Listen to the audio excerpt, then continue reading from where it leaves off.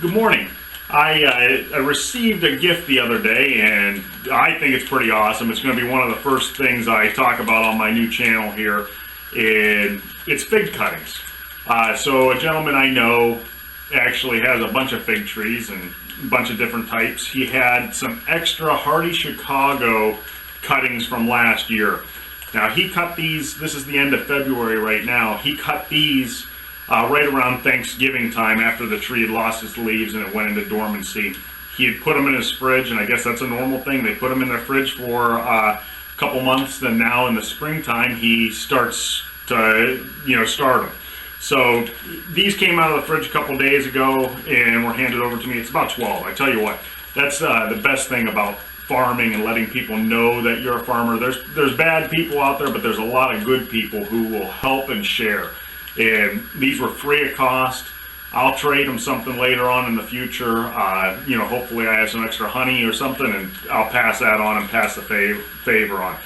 But let me show you, let me open this up and show you. He has these wrapped just to keep a little moisture because he knew I wasn't going to have them I wasn't going to be able to root them right away. These are just little cuttings with a couple nodes on them. These have 3 nodes. He has them marked with a paint pen, Hardy HC for Hardy Chicago. Now, one of the suggestions he made to me, and I've done a lot of research online, you don't want to necessarily use paper towels, and you can actually sort of see this one. It breeds. It actually breeds material or mold, in the material. Now, from what I've researched, sphagnum moss will not. So what we're going to do is we're going to convert all these over, and these weren't really wrapped up perfectly for starting anyway. So we'll wrap these up in some moist sphagnum moss. I don't have anything special here other than a little bit of water. I'm going to reuse this plastic bag. I thought about getting a new one, but you know what? I don't think that any of this is going to hurt these cuttings. There's a little one actually. And like he said sometimes you have the best of luck with, the little one. This little stick here, you can see it has 1, 2, 3, 4 nodules on it. So, like he said, you may, that thing may not grow at all, or it may be your best one. So I believe, if I counted correctly, last time I looked at these, I haven't opened them up yet, but I believe there's about 12. They are all hardy Chicagos. The coolest thing about the fig plant that I've learned so far is that after a year or two after they get settled in, you can get 200-300 fruit off of one tree, which is just amazing to me. An apple tree, you have to wait years. I mean, especially if you took a cutting from it, you have to wait years for that tree to get mature enough to, give you a handful of apples. These things, now figs aren't maybe as big as an apple, but they will give me a lot of fruit fairly quickly. So that's what really brought me to the figs, and there's a big following, online and all around where people are interested in the fig trees. So you have a group of people who are willing to share information. So I'm trying to get into that part of the group with my new site here and everything. So we will go from there. The other thing I'll show you that he taught me here. The bottoms he cuts off flat. The tops he cuts off at a diagonal. That way you can tell top from bottom. I'm going to be mostly wrapping the bottom. A lot of people say it doesn't matter. You can wrap the whole thing. You can wrap, I'm going to wrap pretty much the whole thing with some moist sphagnum moss. So I'm going to get bags open. This is just a bowl of regular water. It's lukewarm, not cold. I'm going to open up the sphagnum moss here and we'll get going. Okay, I know many people have their favorite brands, and I don't know if there's a favorite brand of sphagnum moss out there. This is just something I got from a local retailer. Nothing special. It says sphagnum moss. I don't know if there's a difference in any kind of sphagnum moss. I'm going to break this off and right into my bowl of water here and let it start soaking up. And it'll just take the water right in. A lot of people use this in planters and other things to hold moisture. It's a good moisture holder, and it also has you know, it won't mold like a paper towel, or it won't mold like, you know, many other substances. It actually inhibits, you know, mold growth. I guess something I didn't do here is to see how many we started off with. 2, 4, 6, 8, 10, 12 exactly, a dozen. So what I'm going to do is, and like I said, I thought of about a couple different things here. I thought about using a shoebox tote. I thought about, you know, a bunch of different ideas for how and what to put these in.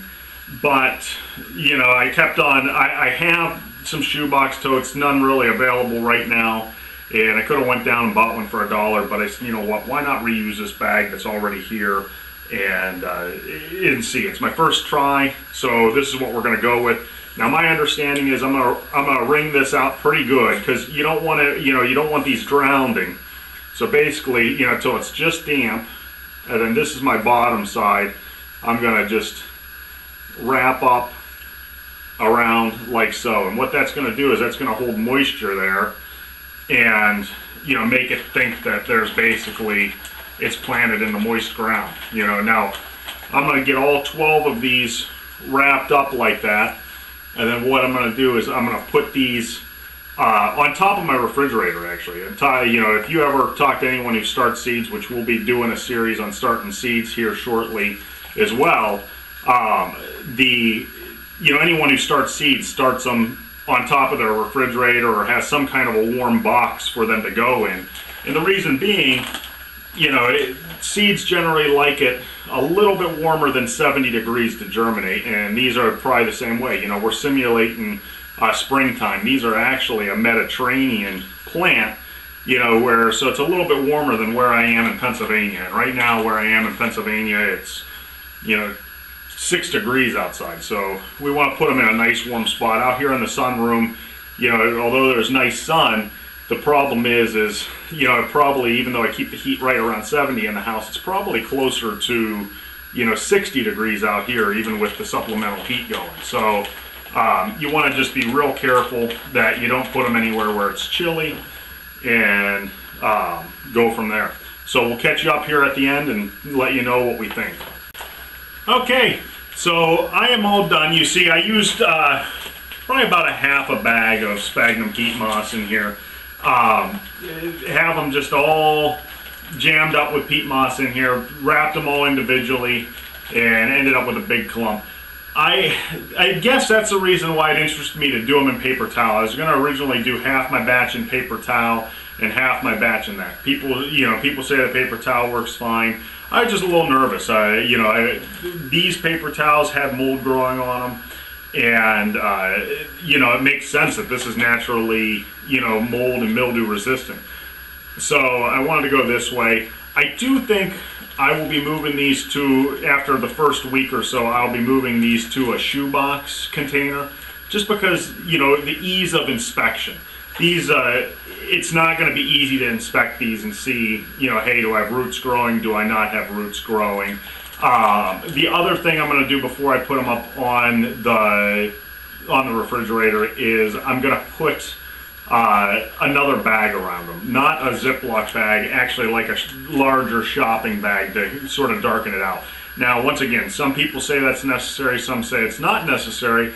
I like to use common sense. If you ask 50 people, you get 50 different answers on how to, you know, get bees to start rooting, you know, about bees, about seedlings, about anything. It just makes sense to me. You know, if these bottom halves are getting any light, you know, it would not simulate that it was in ground. So we want to simulate as best as we can that these are in the ground. So I am going to blacken this out and make it so that they can't see. So what I'll do is, in about a week or so, I'll bring you along for the update on the rooting of these. We will open this up and take a look at them. You can see there's no extra water in here, you know, so when I dump it to the edge, no water's coming to the top. There's just enough moisture in here to keep them moist. That's why you also want to seal up the bag, so that all the moisture stays in there and you don't have to keep on wetting this down every day. And I'll monitor that too. You can generally tell by how much condensation's on the outside, whether you have it moist enough or not, or too moist. You know, like I said, too moist, you'll have puddles. Not moist enough, there'll be zero condensation on it, which, you know, means it's actually too dry. So we'll go from there. I'll see you in about a week with these. We'll see you probably later on this week with some seeding. We're going to do some plug seeding and get started for this summer's crop. So thanks for joining, and please like, subscribe, and comment. Bye-bye.